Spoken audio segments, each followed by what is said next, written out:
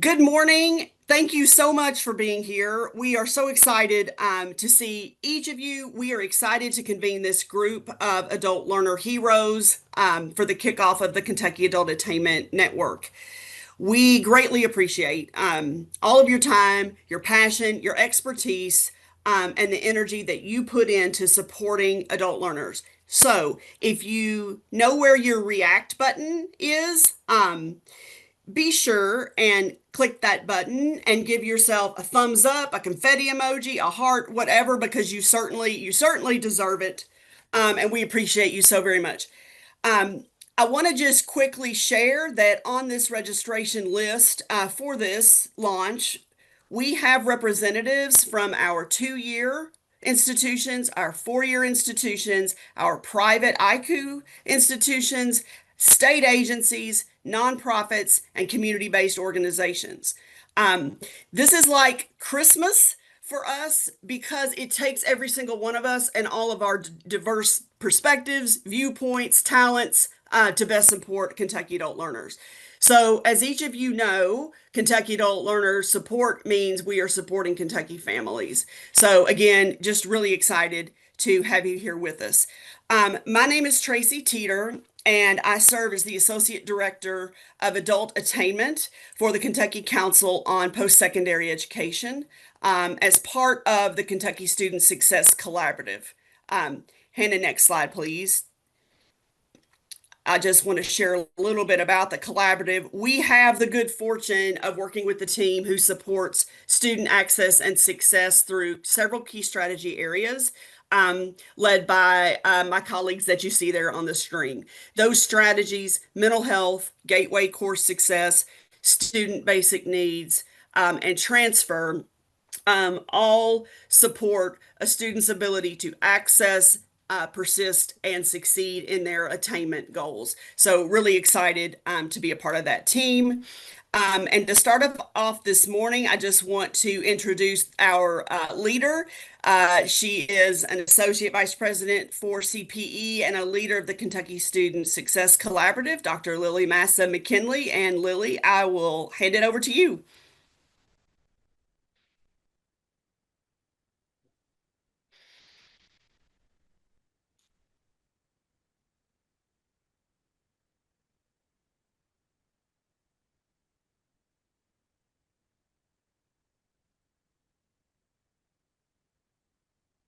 It may be that she is hopping on late. I knew that she had another executive leadership this meeting this morning. I'm going to go ahead and we will come back to her as soon as she is able to pop in. Um, but I really want to also introduce on the next slide folks that really make this work happen. And that is our Kentucky Adult Attainment Guiding Team and our Kentucky Senior Fellows.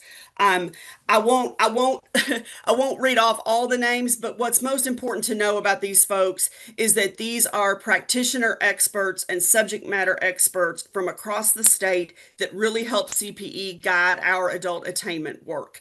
So if you are a guiding team member or a senior fellow member of this adult attainment strategy, again, please use your react button and show yourself some love because we could not do this work without your expertise.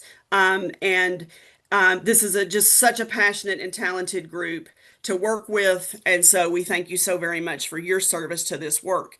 Um, these folks are going to help us throughout the can on the work groups that we will talk about in just a moment. But I also really want to give folks an opportunity just to introduce yourselves. Because of the size of the group today, we'll have some time in breakout rooms to do that. But for now, please drop your name in the chat, where you're coming from, and if you'd like a little bit about what you feel is the most exciting part of your work with Kentucky adult learners.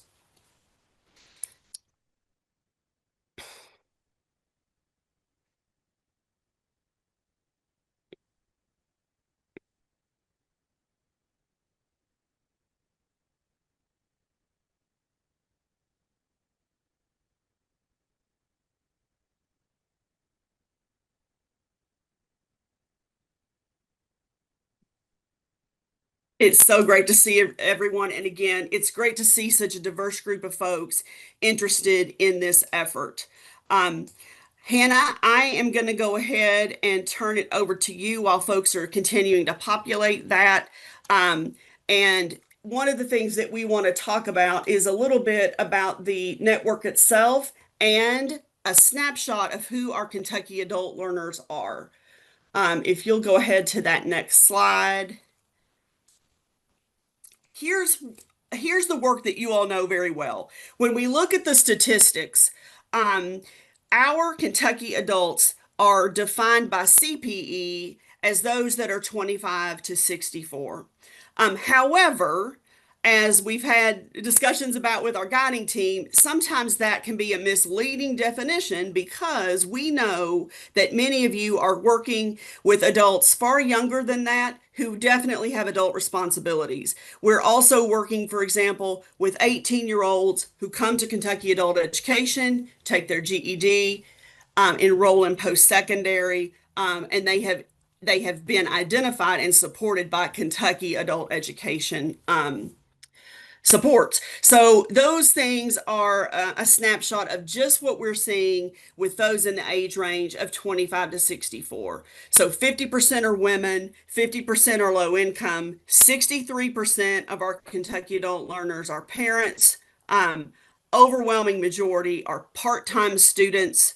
I think the statistic on that screen that really spoke to me the most is that 38% persisted from fall to fall. This is a far lower percentage rate than our traditional students. So when we think about the CAN and we think about these work groups, I think that is one statistic we definitely want to keep in mind because there's some work there to be done for sure. Also want to mention that there are about 22,000 adults enrolled elsewhere outside of the state of Kentucky. And so we are losing a fair amount of our adult student population to out-of-state institutions of higher ed. And then finally, of adults with a high school diploma, that population of adults that have never been enrolled or with some college, no degree is about 1.2 million. And so again, when we look at these statistics, there's some real room of opportunity here to innovate, to improve those. On the next slide, you'll see, however, that we have reason to celebrate.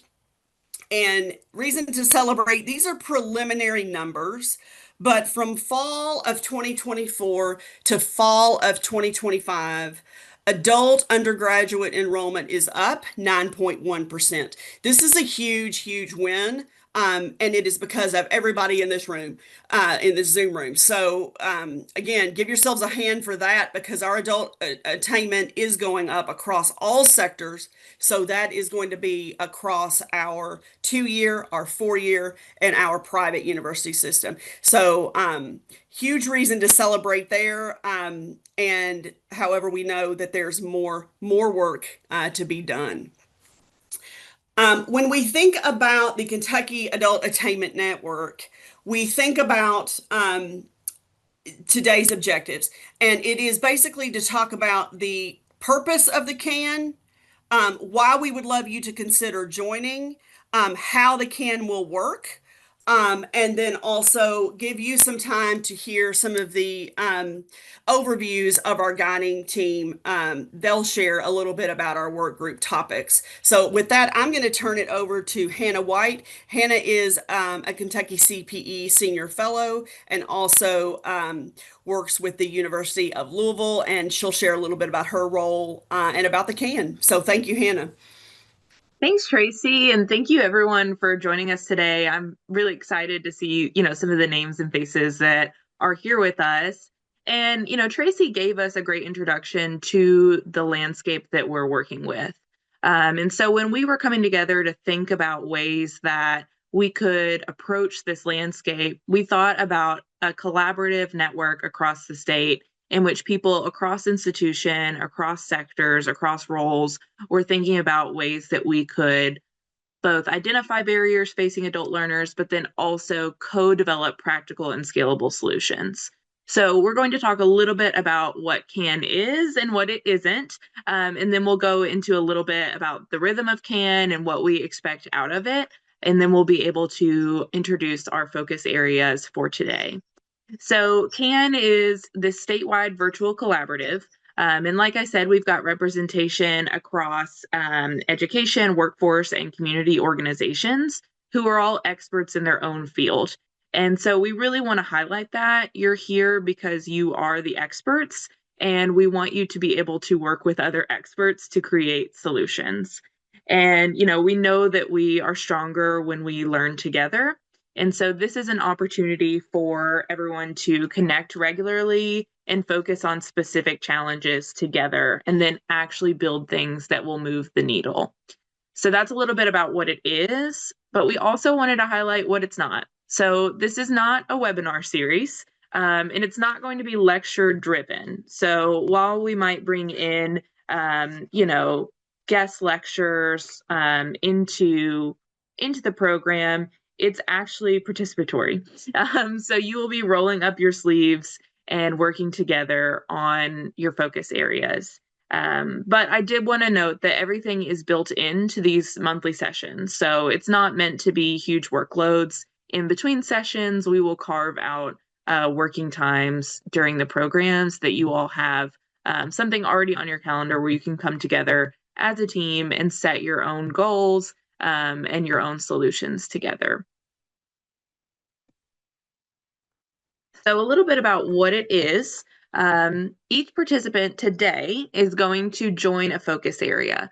So after we introduce the 4 focus areas, if there is one that you feel you are very passionate about, or you're already working in, or maybe even one that you want to know more about, you can join that focus area and work together. And hopefully you all can still see my screen. Mine has went dark. Okay. And so you'll meet monthly in this working group and co-create an end product. So the end product can be a toolkit, pilot proposal, or a policy recommendation, just as some examples. But it's ultimately up to you all and what you feel like would be the most effective and impactful. And then you'll also have opportunities to share your learnings back with the larger network. So there will be opportunities to share out and co-collaborate across focus areas as well. Hannah, And the CP, screen is dark for me too. I think a couple okay, people that's what mentioned I that. was. I'm going to Okay. go ahead and let Lily take a moment and introduce herself. Again, she is the leader of this team. She is a visionary in this work. And Lily, thank you for joining us today. I know you've had back-to-back meetings, so thank you for joining us today. Yeah, thank you, Tracy. I'm sorry I couldn't be here right at the kickoff. I want to just take a deep breath. And if we can just recenter ourselves, I would like to really thank every single one of you for being here. This is the Kentucky Student Success Collaborative. I'm sure Tracy mentioned, launched several years ago, but our main purpose was really fostering a culture of collaboration across our campuses, working together with the thought partners across the state of Kentucky who are doing this work every single day, who see where the barriers are, who see where the process improvements are, who see where the policy opportunities are, and can bring those ideas to the surface and then together build the energy to work on them so that we can all see those improvements come to our students on our campuses. I have been in so many wonderful meetings with partners that are here in this room right now where, Jenny Sawyer suggested, hey, what if we all shared transcripts? We have so many times that our students face barrier after barrier of experiencing, the process of getting transcripts and sending them to the right place and all of the things. And that one idea has sparked partner energy and momentum to hopefully establish what will become a transcript exchange in Kentucky for our students. Very excited about the power of this group and the focus of this group, and obviously the commitment of all of you here. Another thing that I really love about the model that Tracy and the senior fellows and the adult learner guiding team have really thought through very, very thoughtfully, is how we're also kind of building in change into this community of practice. It is not just about best practices and kind of community sharing of what our challenges are, but it's about that deep work of what are the things that we want to do together, and looking at process improvements and looking at policy development and looking at, the tests of change that you all are going to kind of develop together and co-create. The other thing that is really important, that is, I think, one of the founding principles or guiding principles of the collaborative, is really centering the student experience. And that is a critical element of being able to solve any of our barriers or our challenges for our students, is to understand what they are going through, what their lives look like, and how we can better create systems that make it easy for them to enter. And so I'm very excited about the work of our Parenting Student Network and other kind of adult journey mapping experiences, so that we can really, from the student's perspective, see where we need to make the most change. And then, of course, one of the things that is absolutely critical in our work is measuring our progress on success.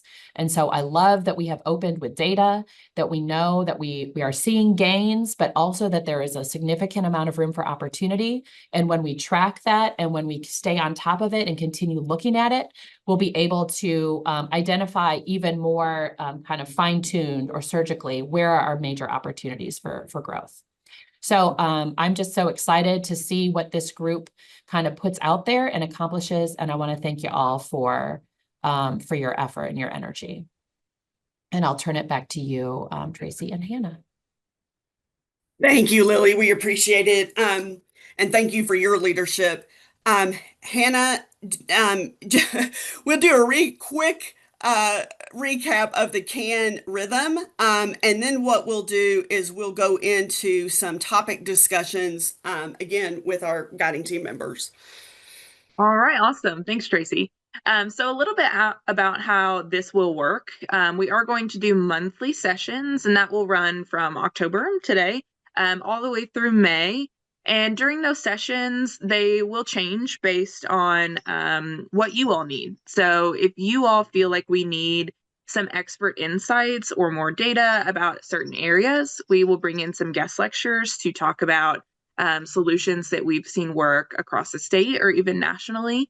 But one of the most important things that we're going to do is bring in deep working group time. So next month, for example, just as a sneak peek, it's going to be completely working group time. And that will be spaces where you all can establish your own roles, your own goals, and really dig in together. And then there's also time for peer sharing and feedback. So if you all need, I think I was saying earlier, there will be support as well from CPE with our senior fellows and guiding team. So if you all need some feedback as well, this will also be part of the program. And then hopefully by the end of the cycle, we will have some concrete tools or pilots or policy recommendations from each group that can be shared across the state and to CPE. But then also, I think what's really important is this stronger cross-sector community. So by the end of this, I'm hoping that you all have some besties that you haven't worked with before, who might not be at your institution or even in your type of role, but someone that you know that you can call upon when you need someone to jump in and give some expert advice. Or people, now my cat's attacking me. And then also this roadmap of next steps for success statewide. So when we think about the CAN, it lies in the power of partnerships, as Lily has talked about, as Hannah has discussed. The 4 work groups are really based on a couple things. They're based on our Moving Up action plan for adult learners. This is an action plan that was created by several of you on this call, along with others in 2022. CPE commissioned this report to really think about the key strategies to support adult access and success to post-secondary credentials and pathways and degrees. And so, of those, the guiding team supported us in determining these four work groups as being key strategies that we wanted to move forward. Again, no one person can do this work alone. This takes it takes an abundance mindset, and it also takes collaboration across campuses and then across communities, really. So we think about these four groups: adult learner advocacy, credit for prior learning, supports for parenting students, and transitions to post-secondary. Hannah's going to start us off with a quick overview of the adult learner advocacy topic group. Awesome. So for those of you all who know me, you know this is kind of like my nerd my nerd area of interest, where I'm really into how we can make institutions more friendly for adult students. So a couple years ago, I was at a conference, and I couldn't even tell you what conference it was, but I heard someone say we need to focus on making institutions student ready rather than forcing students to become college ready. And so that is really the challenge. If you can go one more slide ahead, Absolutely. Tracy. So that is the challenge that we're looking at. Can we rethink how systems serve adult learners rather than asking adult learners to adapt to us? And so, as we've already talked about, we know that adult students are coming into college or returning to college with barriers. And so some of these that I've seen just in my own work, and I'm sure you all have seen in your work, some of these these barriers might be past due balances, outdated holds or policies that just haven't been looked at in decades, credit loss, or maybe even a poor previous academic performance that's been, 10 years ago, but is still affecting their enrollment or their readmission. And then just this fear of returning, maybe they've been out of school for 10, 12 years and they don't know what Blackboard or Canvas is. They feel like they might be the only adult student in their classroom. They don't know about meal swipes and flex points. All of this language that we use when we talk about college going is totally different. And so we lose that sense of belonging as well. And so our mission here is simple. We just are looking to make sure that Kentucky's adult learners aren't having to fight their way back into higher education. These learners are parents, workers, and caregivers, and so they're often balancing far more than when they, first enrolled. So by removing friction through these areas, through creative policy and collaboration, we're opening doors. So, like I said, the mindset shift here is going from college ready, and this idea of students must be college ready, to colleges must become student ready. So a student ready institution is designing for flexibility and belonging. It sees barriers as design flaws of the system and not student failures, and is also welcoming students with compassion and clarity. And so that means meeting learners where they are, not where we wish that they were. So here we're changing systems, like I said, not students. And that's everything from how we handle holds to how we talk about returning after a stop out. And what we've seen work is small policy changes that make a huge difference. So if it's forgiving small past due balances, and I have to brag, like we've done at the University of Louisville through comeback cards, simplifying re-enrollment and transfer pathways, offering flexible class formats and start dates, all of these changes to policy is what's going to get a student not only in the door, but help them cross the finish line. And honestly, we're lucky because Kentucky schools have already started doing these things. So what we're doing here is finding a way to collaborate and scale these solutions across the state. And so the space that we'll be using today is where we'll be turning this adult learner advocacy into action. So when you all are thinking about policy recommendations or toolkits or programs, I do want you to ask these questions. Who does this serve? Who might it unintentionally exclude? And how could we make this simpler, more flexible, and ultimately kinder?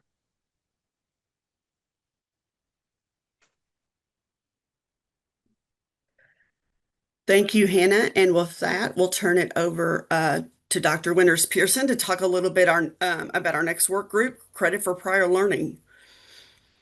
Hi, everyone. So I am going to be, I guess, leading the Credit for Prior Learning group. And just a little bit about me. I am the System Director of Technical Programs for KCTCS. I have been in higher education for 20 plus years, 2-year colleges, 4-year colleges, state, private. And technical education really is where my love is. But I also, with that, came my love for credit for prior learning many, many years ago.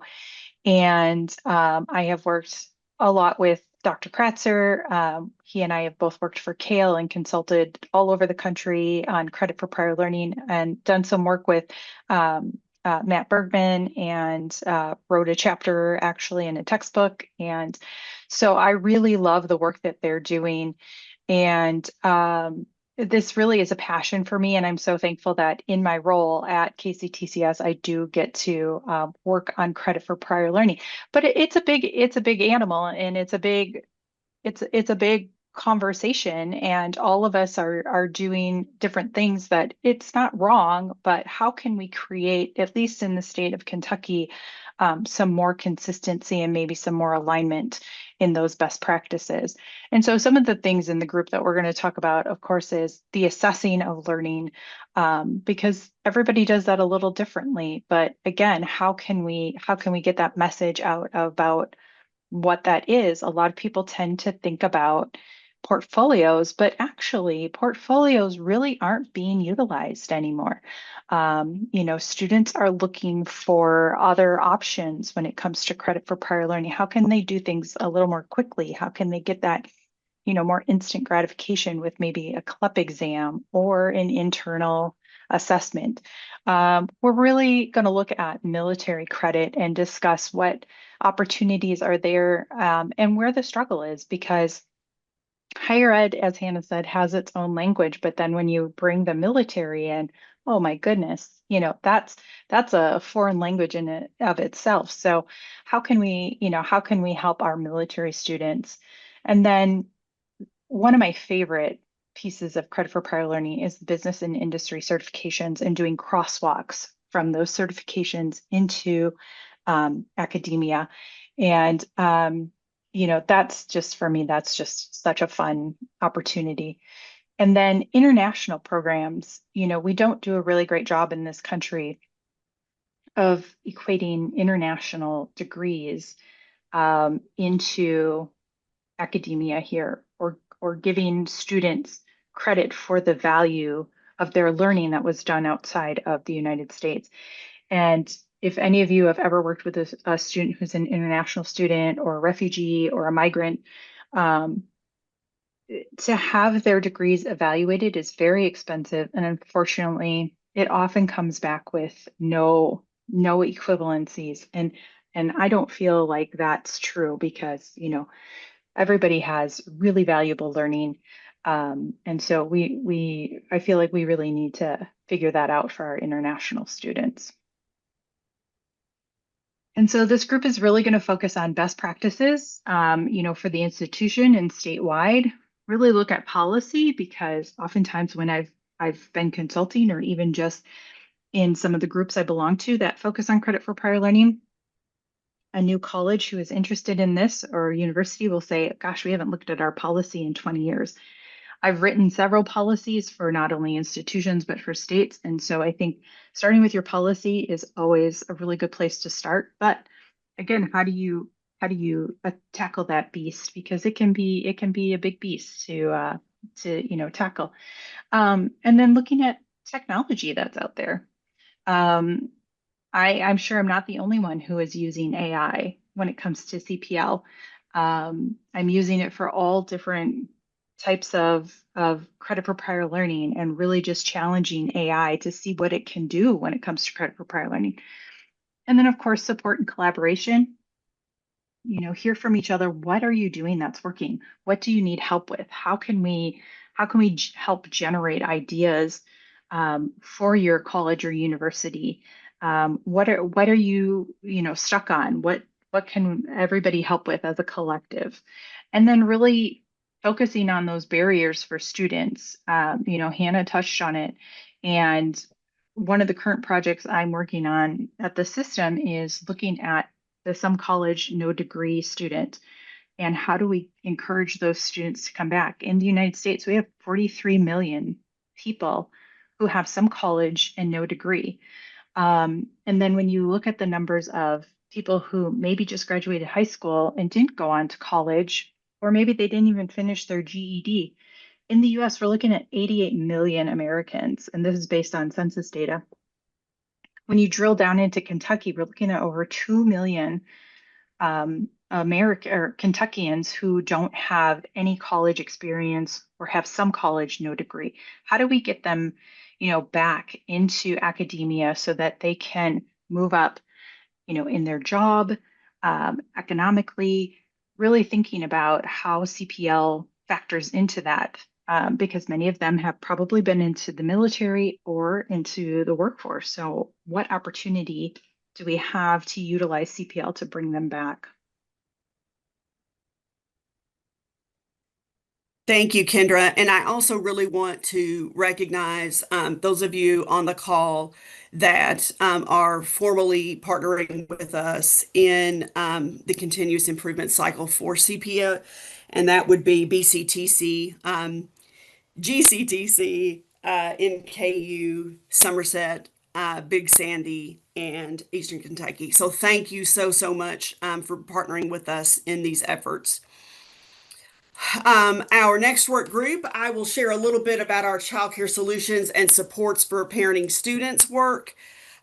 This group, CPE currently has four branches of this work right now to inform statewide recommendations specifically to support our parenting students.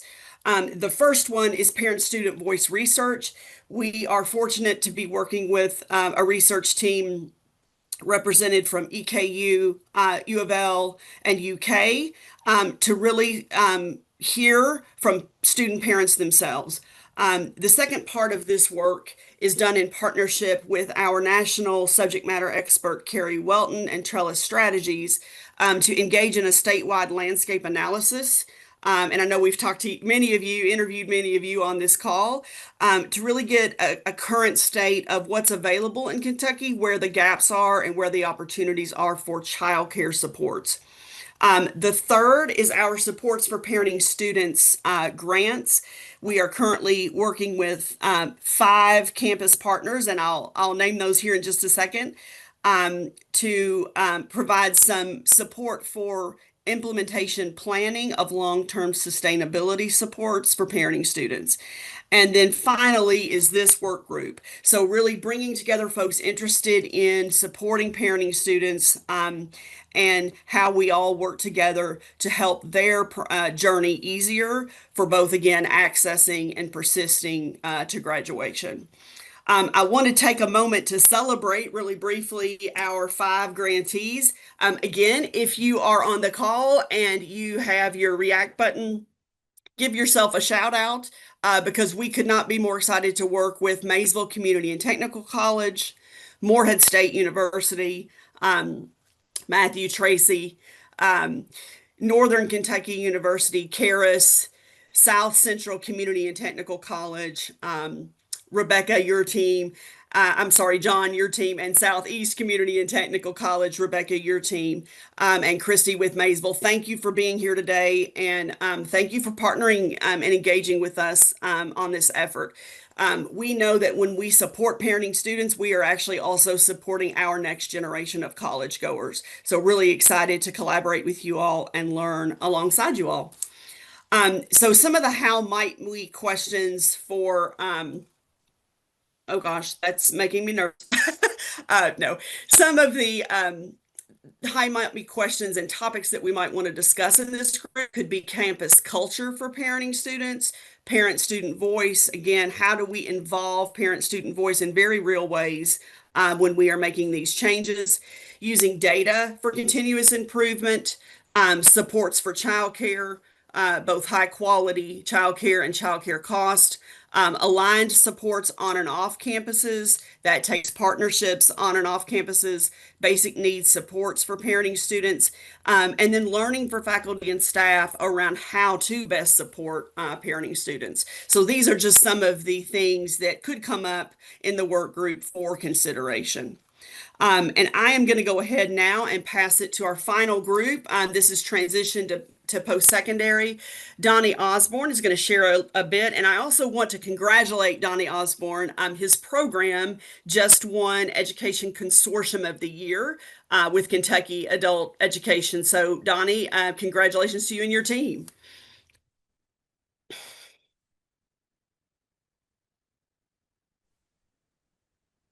Thank you.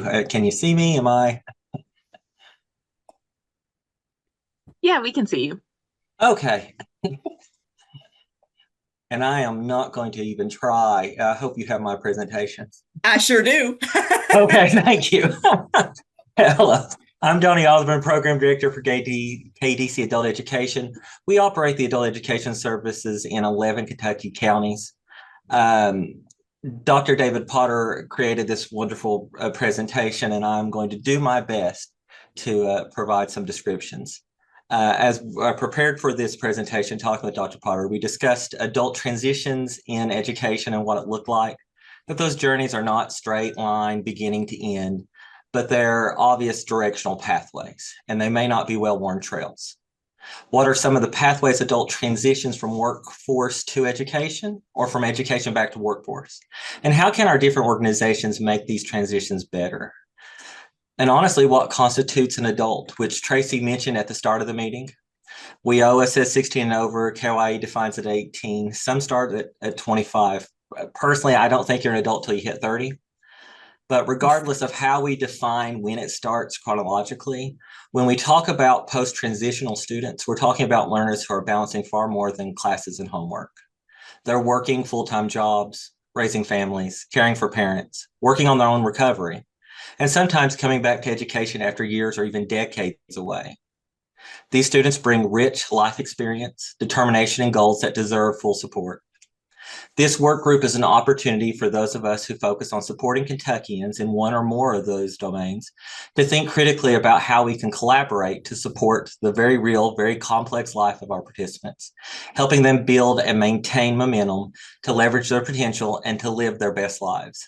Next slide, please, Tracy. These adults face very real barriers, institutional barriers from being unaware of how to navigate complex missions and financial aid processes, situational barriers such as academic preparedness or time management skills, and dispositional barriers like self-doubt, imposter syndrome, or even knowing the true value of education. All of us have probably spent a tremendous amount of time thinking about how we within our own domains can better serve our participants. But no single program or institution has the financial resources to effectively address all these challenges. That's exactly why collaboration is so important. A cross-sector work group can have significant, almost immediate impact, strengthening referral pipelines so that no learner gets lost between systems, and every adult has access to resources that more often than not are best kept secrets, like apprenticeships or co-enrollment programs. Has an impact on improving academic preparedness, making sure adults are aware and have access to free academic resources, preparing them for success. And we need to help build a sense of belonging, which we can do by having our own community, welcoming adults and providing referrals to names at organizations and not just helpline numbers.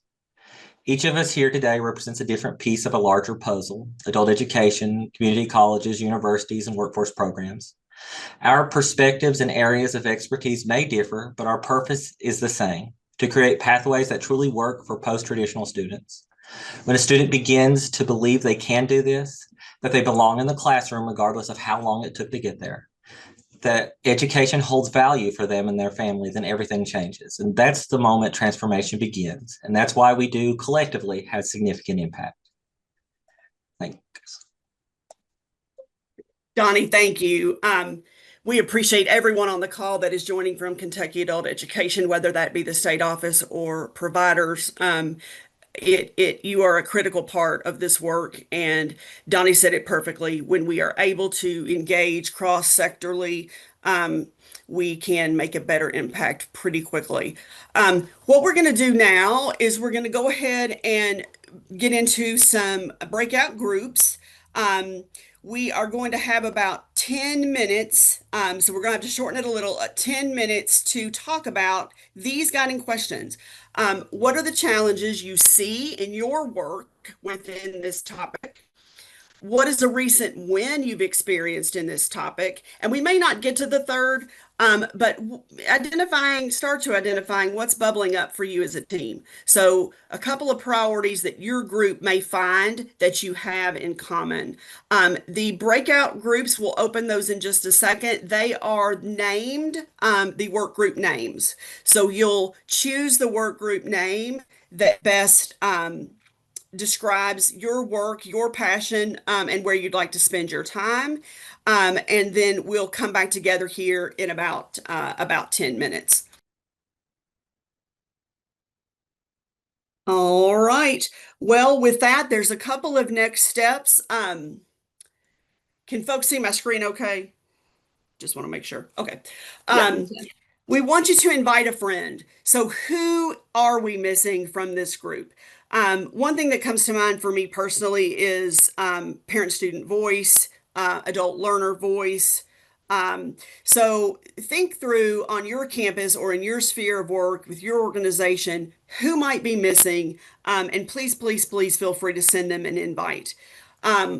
Also, we have here on the screen a brief survey. This is just a pulse check. It's a very, very short survey for feedback to help us improve.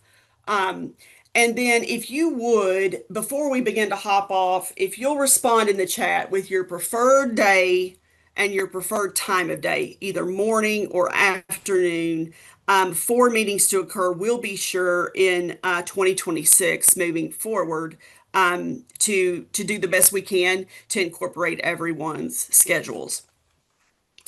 And then finally, our next meeting is November 18th at 10 a.m. Like I said, in 2026, we're going to take what we learned from you to develop the time and days. But for now, our next meeting will be November 18th at 10 a.m. We will send out a follow-up with that information to you here by the end of the week. And we hope to see you there. Also, obviously, it goes without saying, I'm so sorry that we had a glitch in the system, so to speak, but please know that we are not going to let malware or viruses impact this work. It's too important. So again, thank you so much for being here. If you have any questions, Hannah's email, my email is available there. You can also find all of our PowerPoint decks and any resources moving forward housed as part of the Kentucky Student Success Collaborative Impact Exchange. And with that, unless there are any further comments or questions, we thank you. Thank you so much again for being here. I'm going to go ahead and put the QR code for this survey back up, and we will also include it in our follow-up email to you. So again, thank you, and I hope you have a wonderful rest of the week. Thanks, everyone.